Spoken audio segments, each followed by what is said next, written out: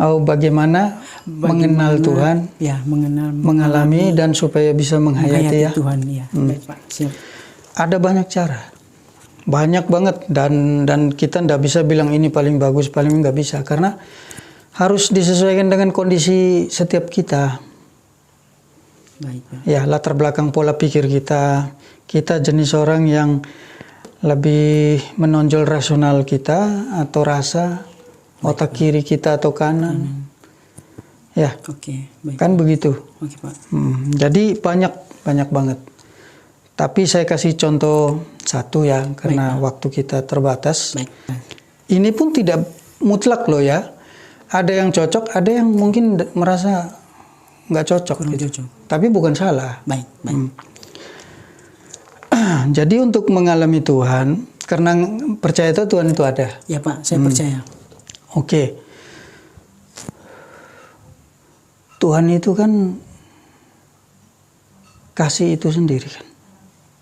Perasaan kasih murni itu kan, Ya. yang ada di dalam diri kita itu kan. Baik, Pak. Setiap level ada loh kasih. Baik. Kasih itu kan aktivitas senyawa. Oke, Pak. Aku butuh kamu, kamu butuh aku. Ya.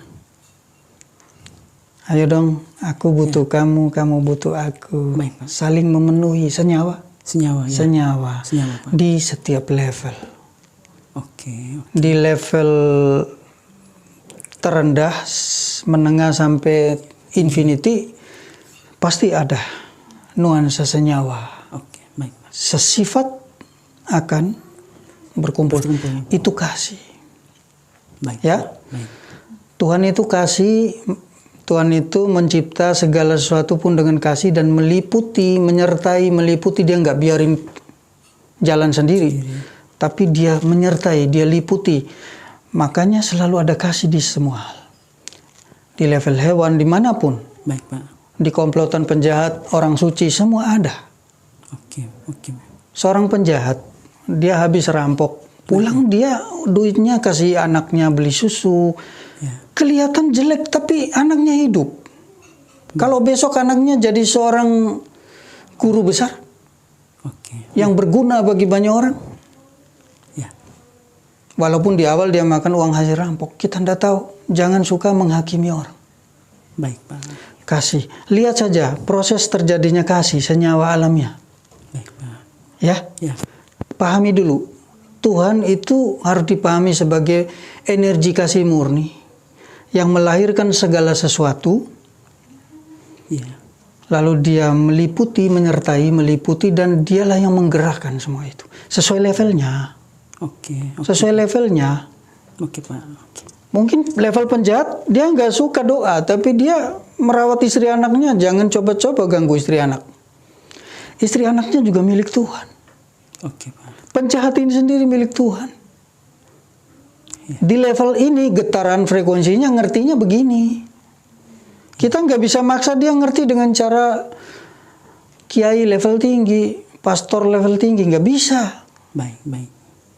Cara Tuhan mengerti seluruh kehidupan itu seperti ini. Baik, Pak.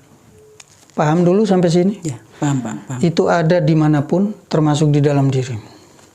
Oke, baik, Pak. Artinya punya nggak rasa kasih sayang pada sesuatu orang? Punya, Pak. Punya? Benar? Ya. Sayang pada obrolan begini? Ya. Suka, sayang, ada sayangnya? Ya, ada ketertarikan, cinta, sukanya. Suka, ya. Itu getaran Tuhan.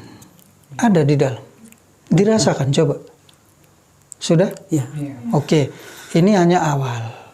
Baik, Pak. Dalam tradisi Jawa, orang Jawa itu menyebut yang kita bilang Tuhan, Allah itu dengan sebutan pangeran. Bukan pangeran. Kalau pangeran itu anak raja manusia. Baik, Pak. Tulisannya PA, pangeran. Oke. Kalau yang artinya Allah Tuhan ini, pangeran, tulisnya PE, pangeran. Oke. Ya, bacanya pangeran. Pangeran. Pangeran ini artinya yang memberi tumpangan hidup. Pangeran artinya yang memberi tumpangan hidup, atau boleh kita sebut penopang ya. Baik. Penopang hidup. Biar gampang kita sebut penopang hidup aja. Ya. Maka gunakan metode ini aja. Sadar pangeran. Sadar penopang hidup kita. Baik, Pak. Ya. Baik. Contoh, waktu kita minum air, Ya. kita menyadari kehadiran pangeran, kehadiran penopang hidup.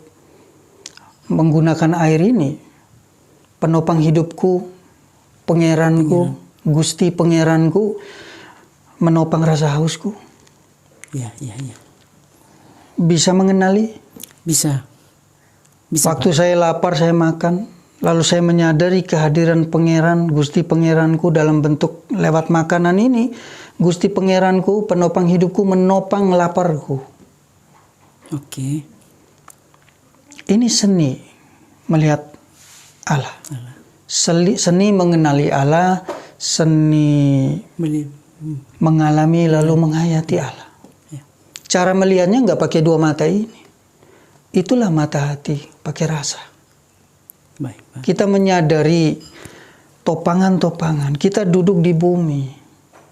Baik, Pak. Tapi yang kita rasakan, kita sadari, kita lihat adalah Gusti Pangeranku sedang menopang dudukku. Aku bisa ngomong, aku bisa nanya. Gusti Pangeran bisa menopang. Baik, Ya. Pak. Baik. Jadi ketika saya minum, saya melihat Gusti Pangeran, Gusti penopang hidup saya, menopang rasa haus saya menggunakan air. Air. Lalu saya bersyukur. Ketika bersyukur inilah rasa sejati. Baik, Pak. Kasih itu akan keluar. Orang yang memiliki rasa syukur nggak merasa kurang lagi. Kehilangan energinya akan terpenuhi semua. Dia nggak akan cari ke yang lain-lain lagi. Ini maksudnya cukup Tuhan saja bagiku. Oke. Baik, Pak. Baik. Cukup Allah saja bagiku. Itu maksudnya ini. Maksudnya. Oke. Baik, Pak. Ya, Baik, Pak. being with the master ujungnya ke sini. Baik, Pak. Ya, Siap, Pak. sadar pangeran. Baik. Iso ngerti. Bisa, Pak. Bisa, Pak. Bisa. Artinya Pak Budi mau bilang bahwa setiap kita berbuat apa saja, kita menyadari bahwa segala sesuatu yang ada di sekitar kita, bahkan yang menggerakkan kita, Ya. itu adalah Tuhan itu sendiri. Tuhan itu bukan Sosok. referensi pada sosok atau bentuk, tetapi Atau Tuhan tempat di mana. Ya, tetapi Tuhan itu mereferensi pada daya menopang. Iya, daya topangan itu, topang hidup kita dan semualah. Ya. Setiap kali kita mengalami topangan dan menyadari topangan hidup, itulah Tuhan. Nah, tinggal kita terhubung gitu kan, menerima dengan senang hati, dinikmati, dihayati, lalu mengalirkan keluar. Rasa bahagia, senang kita tuh bagi. Kan kita syukur tadi. Baik, Pak. Syukur terpukau kan. Ya, ya. Gusti dekat banget gitu loh. Baik, Pak. Coba nggak dapat air tadi. Ya, ya. Coba nggak dapat makanan tadi. Coba saya nggak dikasih baju, saya telanjang malu tuh. Baik, Pak. Makasih Gusti. Nah, ini senangin kan memenuhi seluruh diri sampai keluar. Kita harusnya lalu membagi. Inilah garam dan terang dunia. Oke, baik, Pak. Menurut Yesus, Tuhan Yesus, ya. jadilah garam dan terang dunia. Ini loh.